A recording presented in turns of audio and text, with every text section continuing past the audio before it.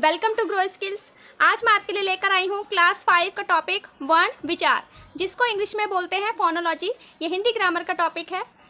जैसे कि आप जानते हैं कि स्वर और व्यंजन दोनों ही ऐसे हमारे वर्ण होते हैं जो किसी भी शब्द को बनाने में मदद करते हैं। इस वीडियो में आपको मैं यही बताने वाली हूँ कि स्वर और व्यंजन का क्या रोल होता है किसी भी शब्द को बनाने में, उसकी मात्राओं को कैसे हम यूज़ करते हैं।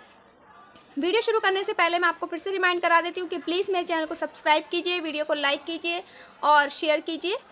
तो आज की वीडियो स्टार्ट करते हैं। भाषा की सबसे छोटी इकाई या ध्वनि जिसके टुकड़े नहीं किए जा सकते वर्ण या अक्षर कहलाती है।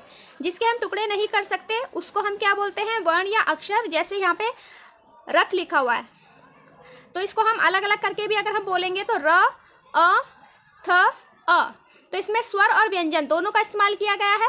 इस पूरे को हम क्या बोल रहे हैं? इसको हम अक्षर बोलेंगे, बट हम र को अलग से टुकड़े नहीं कर सकते, तो इसको हम ऐसे ही, इसको हम क्या बोलते हैं? अक्षर बोलते हैं। ऐसे यहाँ पे मैंने कमल लिखा हुआ है, क, अ, म, अ, ल, अ, कमल। तो इन सब से मिलके बना है ये शब्द कमल। तो वर्ण और अक्षर से मिलके क्या बनता है? शब्द बनता है। उसके बाद आता है स्वर। स्वर हमारे कहाँ से कहाँ तक होते हैं? अ से लेके औ तक, जो स्वतंत्र रूप कहलाते हैं और बिना किसी रुकावट के बोलते समय जो हमारे मुंह से जो आवाज़ निकलती है या वायु निकलती है उसको हम क्या बोलते हैं? स्वर बोलते हैं। जैसे अ, आ, ई, ओ, आओ, इस तरीके से। स्वर के भेद हमारे 3 तरह के होते हैं स्वर के। सबसे पहला आता है इसमें है सिर्फ स्वर, जिसको जो शब्द हमारे कम समय में बोले जाते हैं, जो अक्षर कम समय में बोले जाते हैं, जैसे अ, ई, उ तथा ऋषि।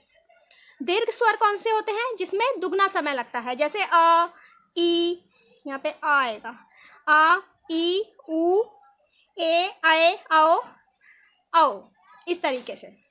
उसके बाद प्लुत स्वर होते हैं जिसमें 3 गुना समय लगता है। जैसे ओम, जैसे आपने बोल के भी देखा होगा, इसमें काफ़ी हम लंबा खींचकर इसको बोलते हैं। उसके बाद आता है व्यंजन से पहले स्वर। अगर हमारे किसी भी शब्द में, जैसे ये व्यंजन है म, तो म से पहले मैंने स्वर का इस्तेमाल किया है, तो इसको हम कैसे करते हैं? इसमें हम हमेशा स्वर को पूरा लिखेंगे। जैसे ये आ पूरा इस्तेमाल किया गया है इसमें, तो इसको हम कैसे पढ़ेंगे? आम, आग। यहाँ पे बड़ी ई की मात्रा है, बड़ी ईख, तो हमने ईद, ईख पूरा पढ़ेंगे। उ में उपकार, उपचार। तो हमने क्या करा है? इन शब्द को यानी इन स्वर को व्यंजन से पहले इस्तेमाल करा है, तो इनको हम एज इट इज़ ही लिखते हैं। अब बात आती है कि व्यंजन के बाद अगर कोई स्वर आता है तो उनका कैसे इस्तेमाल होता है। जैसे यहाँ पर आ का ही हम इस्तेमाल कर रहे हैं, तो आ जो है अब हमारा मात्रा में कन्वर्ट हो जाएगा, यानी आ का डंडा ये वाला। जैसे यहाँ पे राम लिखा है तो मैं र में ऐसे नहीं लिखूँगी, इसको हम, ये गलत है, हम इसको आ की मात्रा को इस्तेमाल करते हैं इस तरीके से। तो राम, गाय, शाम, काम, जो भी हम लिखेंगे उसमें आ का डंडा लगाएंगे। ऐसे यहाँ पे बड़ी ईख को हम किस तरह से इस्तेमाल करेंगे? बड़ी की मात्रा से इस्तेमाल करेंगे। जैसे यहाँ पे बीन, लीची, इस तरीके से। जैसे ऊ है तो छोटा ऊ, शुभ, कुसुम, इस तरीके से। तो आपको समझ में आ गया होगा कि अगर हम व्यंजन से पहले इस्तेमाल करते हैं स्वर, तो पूरा स्वर हम एज इट इज़ लिखते हैं जैसे यहाँ लिखे हुए हैं, और अगर बाद में इस्तेमाल करते हैं तो हम उसकी मात्रा के रूप में उसको इस्तेमाल करते हैं। उसके बाद आता है व्यंजन। इन्हें बोलने में समय लगता है तथा स्वरों की सहायता लेनी पड़ती है। जब भी हम कोई व्यंजन इस्तेमाल करते हैं, लिखते हैं, तो उसमें हम व्यंजन के साथ, जैसे मैंने अभी यहाँ पे भी पढ़ाया था, रथ जैसे मैंने लिखा, तो र में अ जुड़ा हुआ है, यानी स्वर की हमें सहायता लेनी पड़ रही है, तब हमारा ये पूरा शब्द बन रहा है। उसके बाद आता है संयुक्त व्यंजन। संयुक्त व्यंजन कौन से होते हैं? जब दो व्यंजन को मिलाकर कोई तीसरा अक्षर बने। जैसे यहाँ पर क और श, ये 2 व्यंजन है, उससे एक तीसरा हमारा ये अक्षर तैयार हो गया है, और ये भी हमारा जो है कुछ शब्द बनाने में यूज़ होता है, जैसे क्षमा, भिक्षा। ऐसी त और र से मिलकर क्या बना है? त्र बना है। जैसे त्रिभुज, त्रिशूल, इनमें हम इसको यूज़ करते हैं। उसके बाद आता है संयुक्ताक्षर।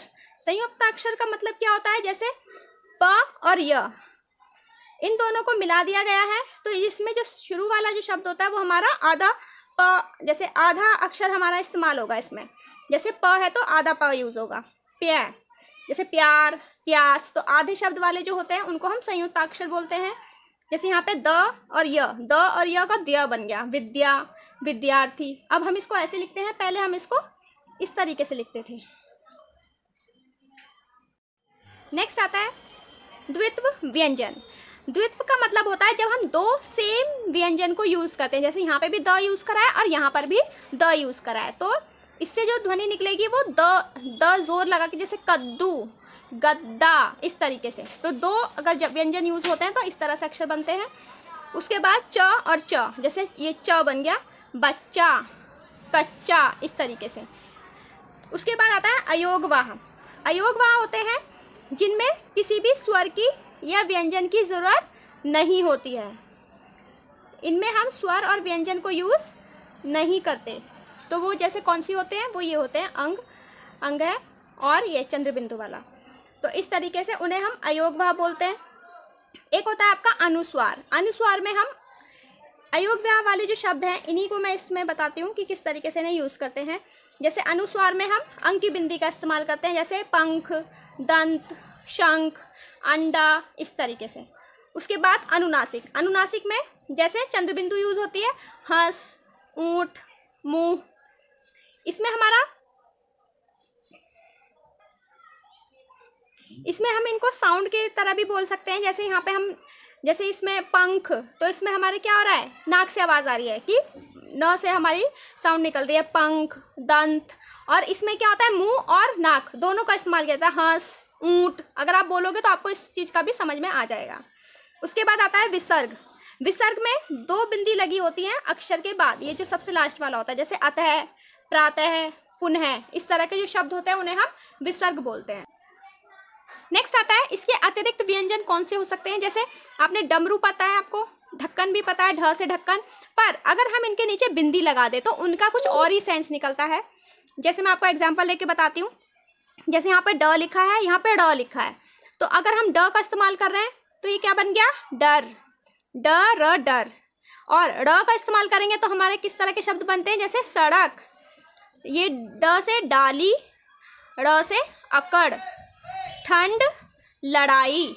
तो इस तरीके से इन दोनों में ये बहुत बिंदी लगाते ही शब्द का अर्थ अलग हो जाता है।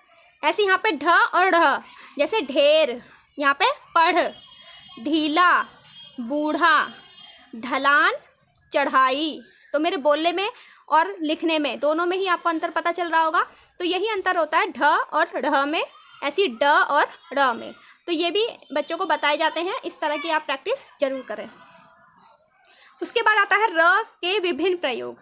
अब र के विभिन्न प्रयोग कैसे हो सकते हैं, क्योंकि आपने कई सारे देखे होंगे कि कहीं पे तो इस तरह का होता है, कहीं पे इस तरह का, तो कैसे होता है। जैसे हम इसकी बात करते हैं, यहाँ पर इसको हम र पद इनकी बोलते हैं, जहाँ पर हम व्यंजन के बाद इसको इस्तेमाल करते हैं। अगर किसी भी व्यंजन के बाद र यूज़ होगा तो उसमें हम इसको किस तरह से यूज़ करेंगे, इस वाली मात्रा की तरह। इसको हम पढ़ेंगे क्रम, इसको पढ़ेंगे भ्रम, भ र म भ्रम, क र म क्रम। अब आता है दूसरा, इसमें हम इस तरह का सिंबल यूज़ करते हैं नीचे की तरफ। अब ये क्यों होता है, क्योंकि इसमें खड़ी वाली मात्रा नहीं होती। मीन्स जैसे यहाँ पे क से कबूतर है तो इसको खड़ी बोलते हैं ना, तो ये वाला तो इसमें होता नहीं है, ट में या ड में तो ऐसा कुछ है नहीं। तो इसलिए हम इसमें ये वाली मात्रा को यूज़ किया जाता है, ऐसे वाला। जैसे मैंने यहाँ पे एग्जांपल बताया हुआ है, क्योंकि है दोनों का अर्थ सेम ही, र ही ये है, ये भी र है, बट हम इसको इस तरह से डिनोट करते हैं। जैसे ट र क ट्रक, तो हम इसको ऐसे नहीं लिख सकते जैसे यहाँ लिखा हुआ है, बस यही डिफरेंस होता है इन दोनों में। ट र क ट्रक, ड र म ड्रम, इस तरीके से। कुछ मात्राएं ऐसी होती हैं जो ऊपर की तरफ लगती हैं, जैसे क र म, तो कर्म, व र श आ, वर्षा, इस तरीके से। तो इसमें हम नीचे की तरफ नहीं लगाते। एक होती है हमारी ऋषि वाली, जो ऋषि की मात्रा से बनती है, जैसे मृग, कृष, इस तरीके से। सो फ्रेंड्स, ये थी हिंदी की क्लास 5 की वर्कशीट। इसका जो वर्कशीट है वो नेक्स्ट वीडियो में मैं ज़रूर अपलोड करूँगी। वीडियो अच्छी लगी हो तो प्लीज़ कमेंट करके ज़रूर बताएं। जो मेरे चैनल में नए हैं वो प्लीज़ चैनल को सब्सक्राइब कीजिए, वीडियो को लाइक कीजिए और शेयर कीजिए। मिलते हैं अगले वीडियो में।